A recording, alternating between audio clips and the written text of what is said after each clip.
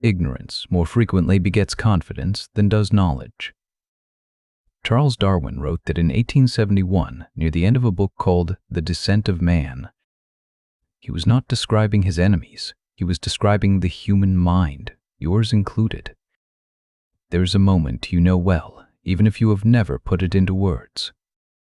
You are in the middle of a disagreement, with a partner, with a friend, with a stranger whose face you will never see.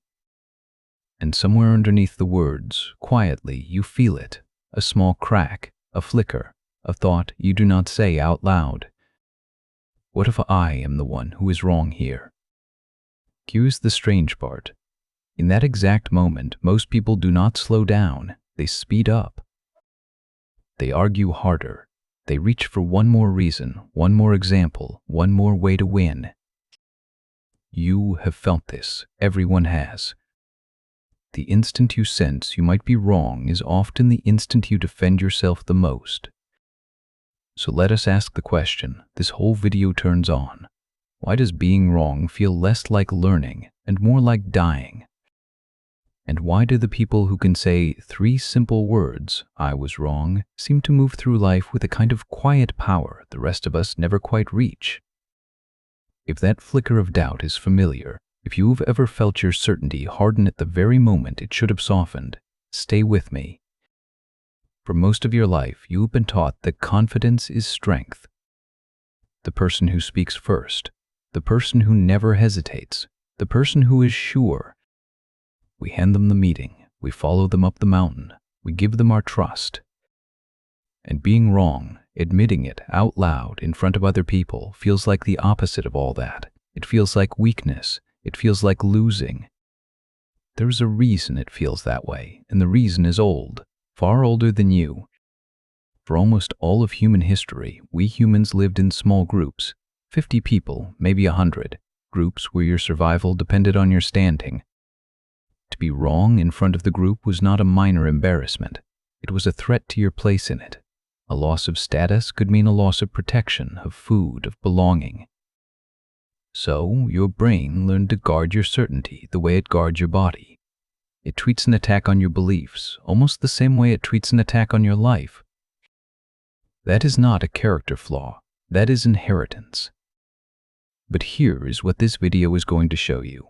The thing you were taught to see as weakness is, in truth, the rarest and most powerful skill a human mind can have.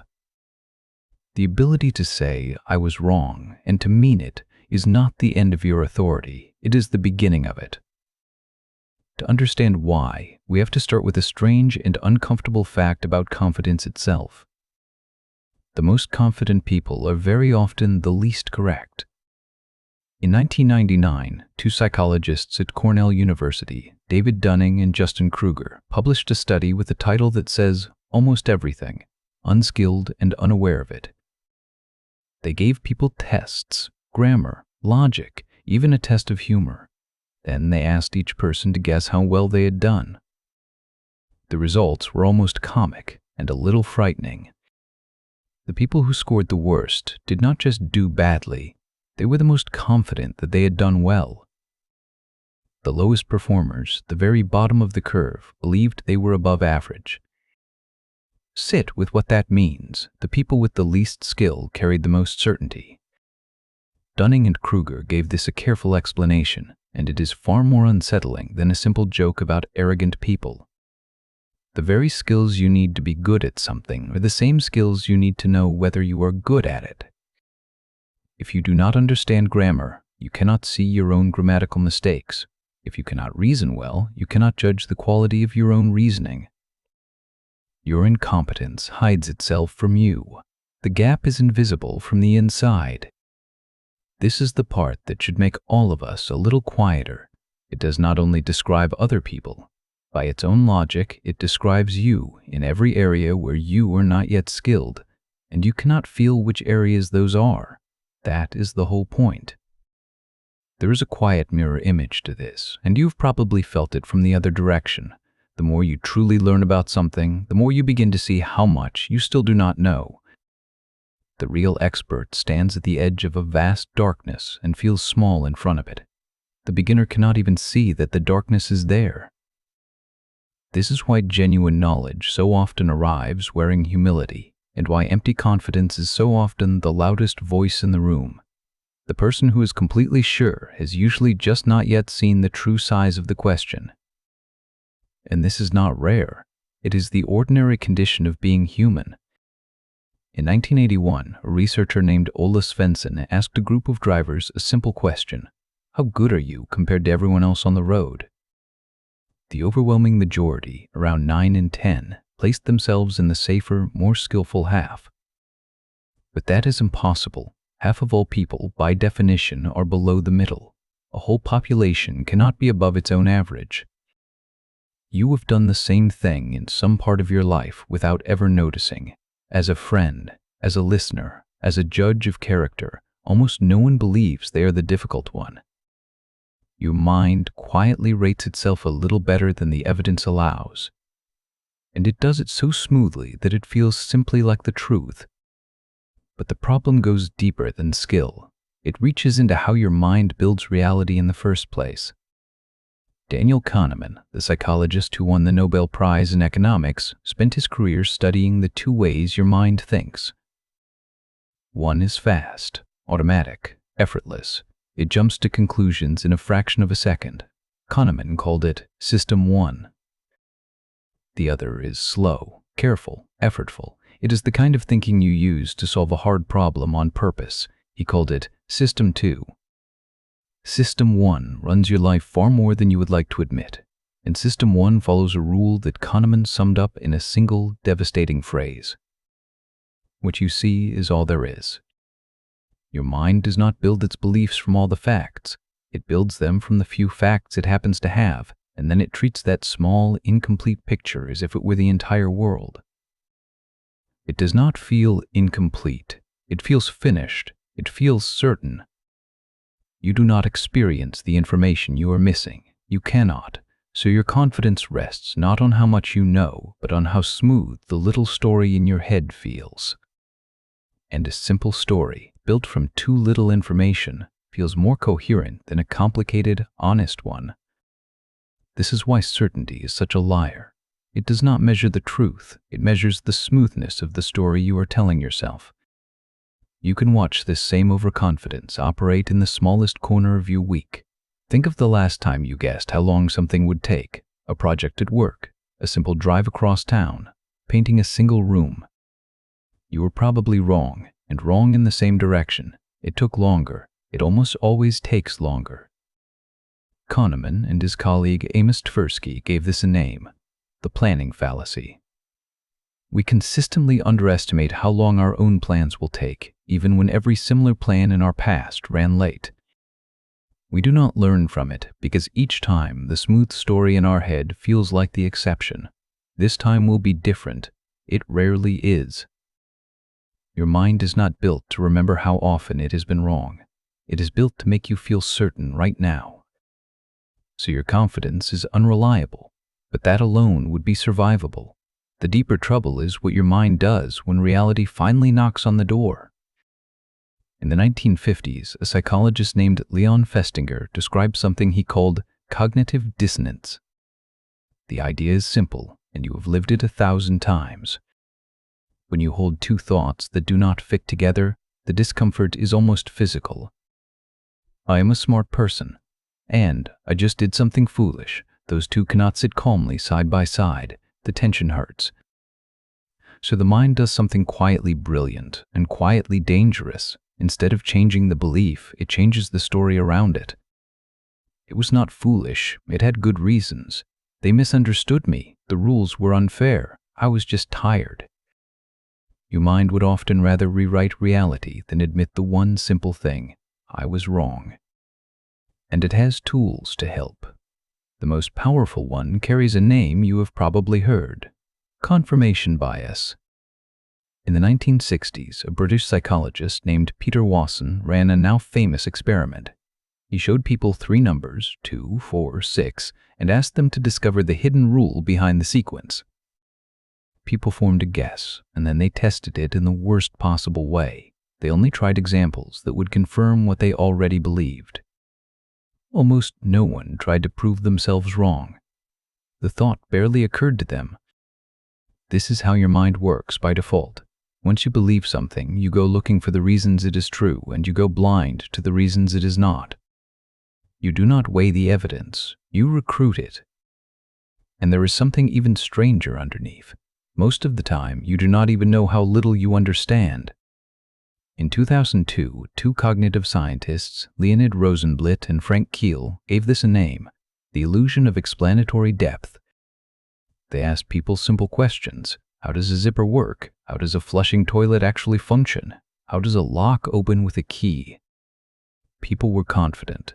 Of course they knew. They used these things every single day. Then the researchers asked them to explain it, step by step, in detail. And the confidence collapsed. Most people discovered in real time that they had no real idea. They had mistaken familiarity for understanding. You feel like you understand the world far better than you actually do. The feeling of knowing is not the same as knowing, and your mind almost never asks you to tell them apart. There may even be a deep reason your mind works this way, one that turns everything you assume about thinking upside down. Two researchers, Hugo Mercier and Dan Sperber, proposed a startling idea. They argued that human reasoning did not evolve mainly to help you find the truth. It evolved to help you win arguments. In a social species, being persuasive was often more useful than being correct. The person who could justify themselves, who could convince the group, who could defend their standing, survived and was followed. So the mind you carry is not, by default, a calm scientist searching for what is real. It is, by default, a lawyer, brilliant, relentless, and already committed to a side. Your reasoning does not begin by asking, what is true? It begins by asking, how do I defend what I already feel? Once you see this, the whole picture changes. Your certainty is unreliable. Your mind hides its own gaps, and when it is challenged, it does not investigate. It litigates. And this is not only a metaphor. You can see it in the brain itself. In 2016, a team of neuroscientists at the University of Southern California, Jonas Kaplan, Sarah Gimbel, and Sam Harris, placed people inside a brain scanner and then challenged their most strongly held beliefs. When the challenge touched something deep, something tied to their sense of who they were, the scans lit up in a striking way. The regions that came alive were not the calm, deliberate ones. They were regions linked to threat, to strong emotion, and to the protection of the self. The brain was responding to a challenged belief the way it would respond to a physical danger, as if an idea under attack were a body under attack. So when you feel that hot, defensive surge rise in the middle of a disagreement, you are not imagining it. Your brain has genuinely sounded an alarm. It has confused your opinion with your survival. Knowing this does not switch the alarm off, but it lets you recognize it for what it is, a false alarm, a reflex you can feel, name, and then choose not to obey. Which raises a question with real weight behind it.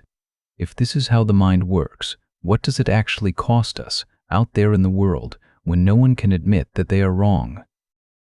History has answered that question many times, and the answers are not comfortable. History gives us two stories here, one small and strange, one that cost human lives. Start with the strange one, because Leon Festinger did not only describe cognitive dissonance in a laboratory, he went out and watched it happen in the real world.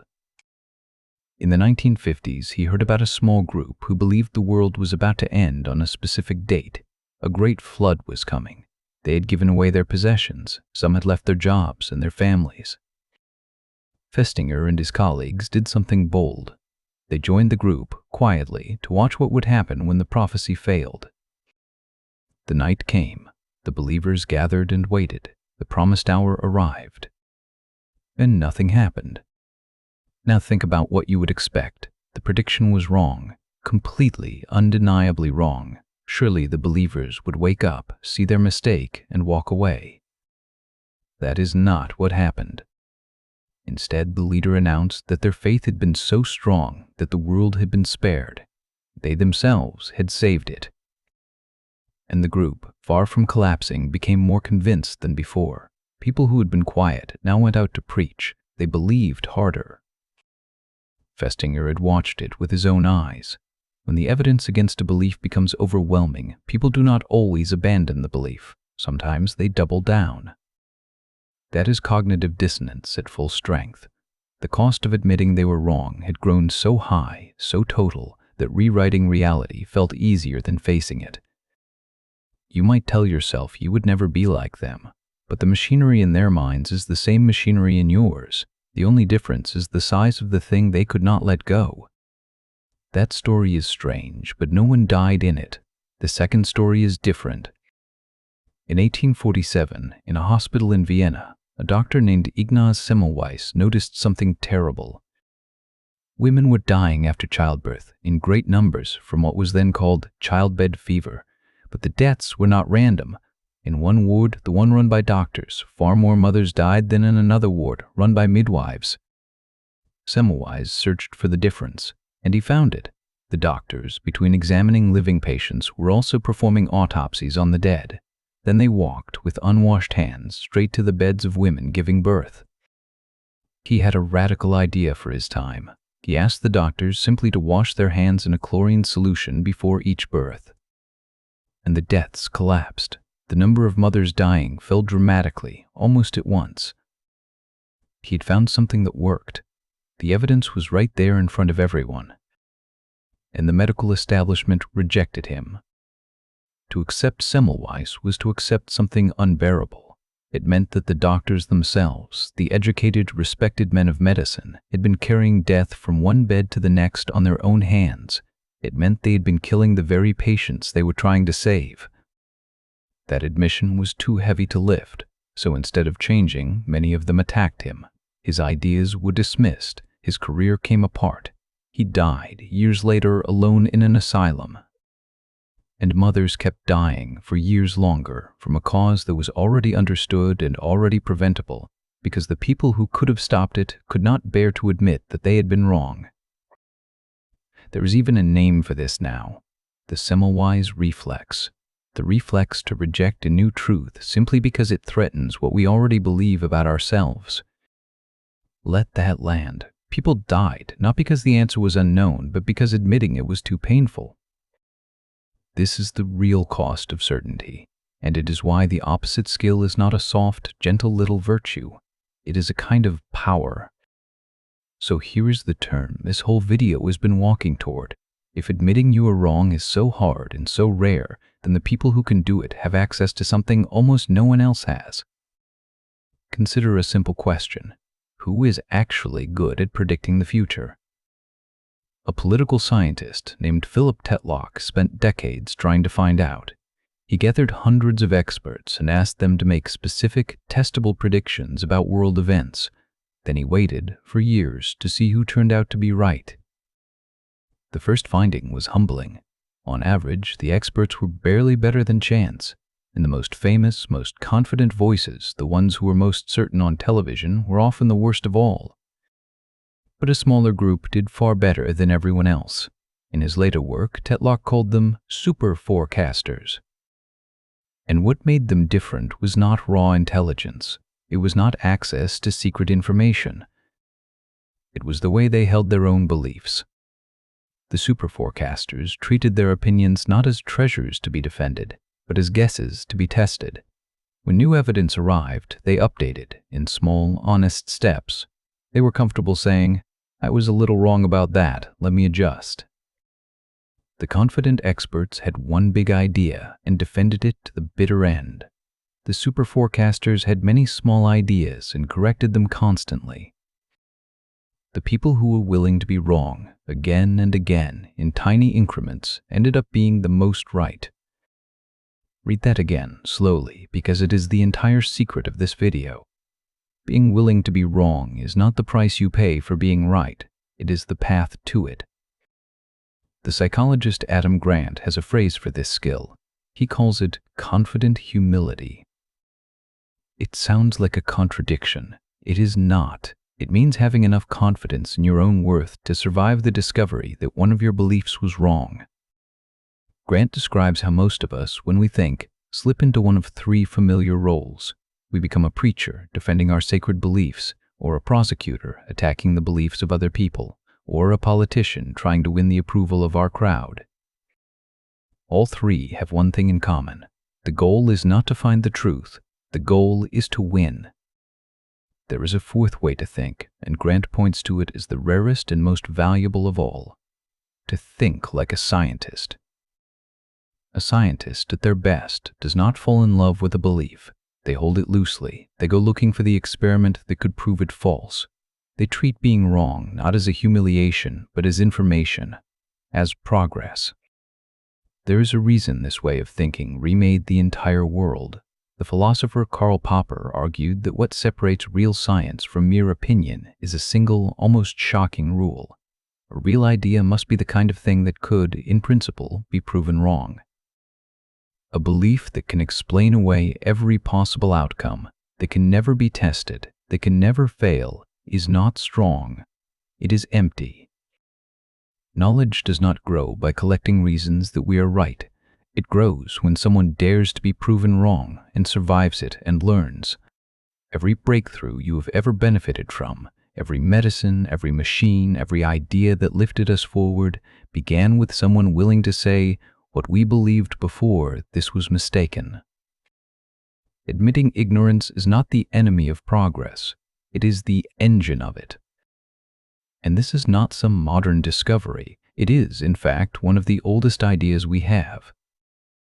2,500 years ago, in Athens, a man named Socrates was told by the oracle at Delphi that he was the wisest man in the world. Socrates was confused. He did not feel wise at all. So he set out to test it. He spoke with the politicians, the poets, the craftsmen, everyone who was reputed to be wise. And he found the same thing nearly everywhere. They were all certain that they knew, and almost none of them could defend it when he asked them to look closely. Then he understood what the oracle had meant. He was not the wisest because he knew the most. He was the wisest because he alone knew how little he truly knew. I know that I know nothing. That is the line history chose to keep. The deepest form of wisdom that any human being has ever named begins not with an answer, but with an admission. The philosopher Bertrand Russell put the same truth in a colder, sharper form, much closer to our own time. "The trouble with the world," he wrote, "is that the foolish are so certain of themselves, while the wise are so full of doubts." Darwin, Socrates, Russell, across thousands of years, the same quiet warning: certainty is cheap. Doubt is where the wisdom lives. There is one more researcher worth meeting here, because she found something hopeful. The psychologist Carol Dweck spent years studying how people respond to failure. She found that some people hold what she called a fixed mindset. They believe their abilities are set, carved in stone. For them, being wrong is a verdict. It says something permanent and shameful about who they are.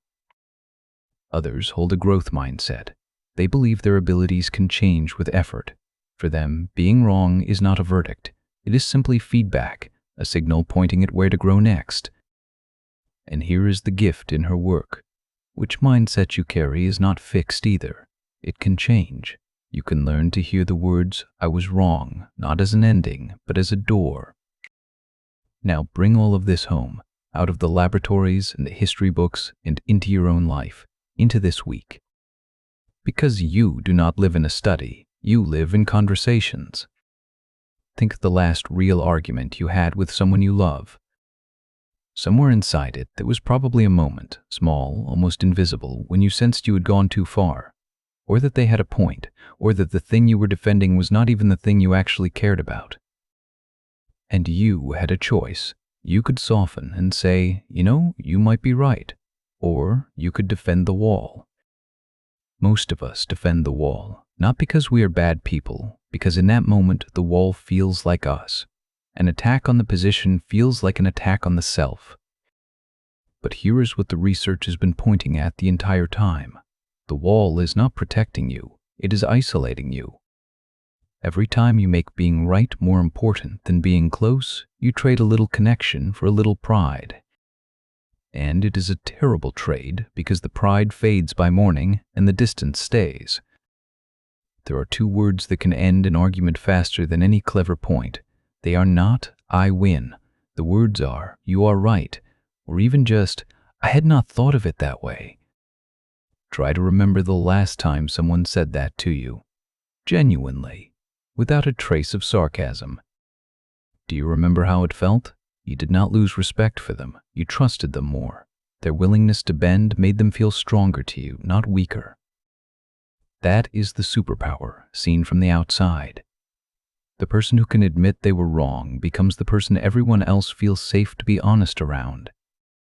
There may be an apology you have been carrying for a long time, not because you do not know that you should make it, because making it would mean admitting, fully, out loud, that you were wrong. So you wait. You tell yourself the moment has passed, or that they have probably forgotten, or that too much time has gone by now. But that apology is not really about the past. It is a door between two people that you alone are holding shut. And here is the strange mercy of it. On the other side of the words, "I was wrong, I am sorry," there is almost never the humiliation you fear. There is relief, for them and far more than you expect, for you. And the same trade is playing out every day now on a far larger stage, on your screen. The places where we argue most have been built to reward the loudest certainty and to punish the quiet, "I am not sure." Doubt does not spread. Outrage does. The confident voice wins the moment, even when it is wrong. So we perform a certainty we do not really feel, and slowly we forget it was a performance. We dig into positions in public that we would happily soften in private.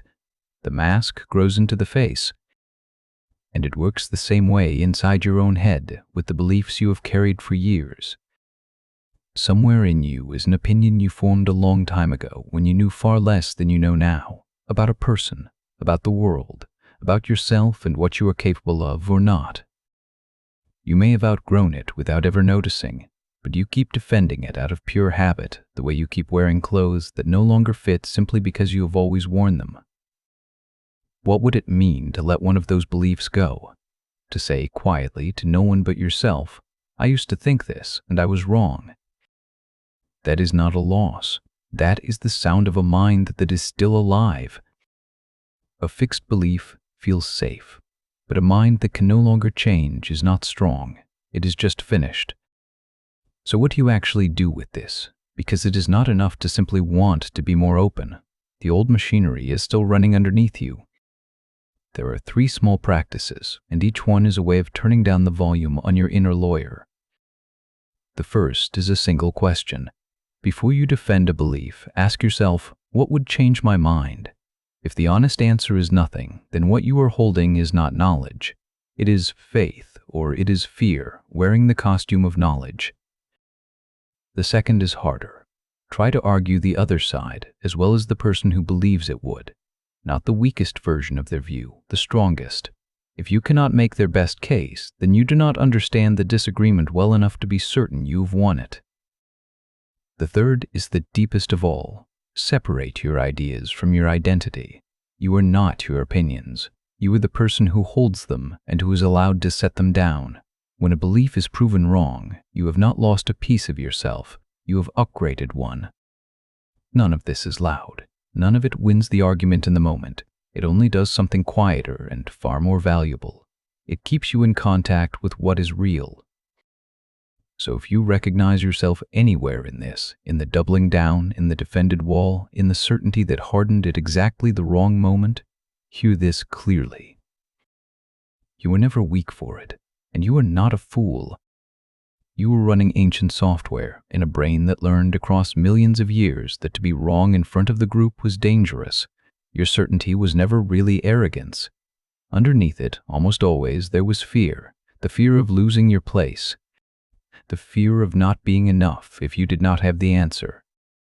But you were allowed to put that fear down now. You were allowed to not know. You were allowed to say the words out loud, "I am not sure," or "I was wrong," and to discover that the ground does not open beneath your feet. The people worth keeping will not think less of you. They will lean in closer. Because admitting you were wrong is not a confession of how small you are. It is proof of how much you are still growing. The strongest people you have ever known were not the ones who were always right. They were the ones who could look at something they had believed for years and a newer, truer thing beside it and choose the truer thing even when it cost them something to do it. That is not humiliation. That is the most human kind of courage there is. And it was available to you this entire time. It costs nothing. It only asks you to loosen your grip. Ignorance more frequently begets confidence than does knowledge. When Darwin wrote those words in 1871, he was not insulting anyone. He was handing us a key. Because the sentence has a hidden second half, one he left for you to finish. If ignorance breeds confidence, then doubt, that small uncomfortable flicker you feel in the middle of an argument, is not a weakness at all. It is the feeling of knowledge arriving. It is the most honest thing your mind can do. So the next time you are certain, completely, perfectly certain, let that be the very moment you grow quiet, just for a single breath, and ask the bravest question a person can ask. What if I am wrong? Not as an attack on yourself, as an open door. Picture it exactly that way. A single door, standing alone in the dark with light spilling from the other side. For your whole life you have kept it shut because you believed that certainty was the safe room. It never was. The light was always on the other side. All you ever had to do was admit that you did not know what was behind it and walk through. If you are still here at the end of all of this, that already tells you something about the kind of mind you have. You did not come to have your certainty flattered. You came to understand. You chose the harder, truer thing. That is exactly the kind of person this channel is for. People who would rather change their mind than defend it to the end. So if a part of you wants to keep practicing that, slowly, gently, one idea at a time, then subscribe and stay with me. Each new video is another quiet door, and your being here means the next one will find its way to you a little sooner.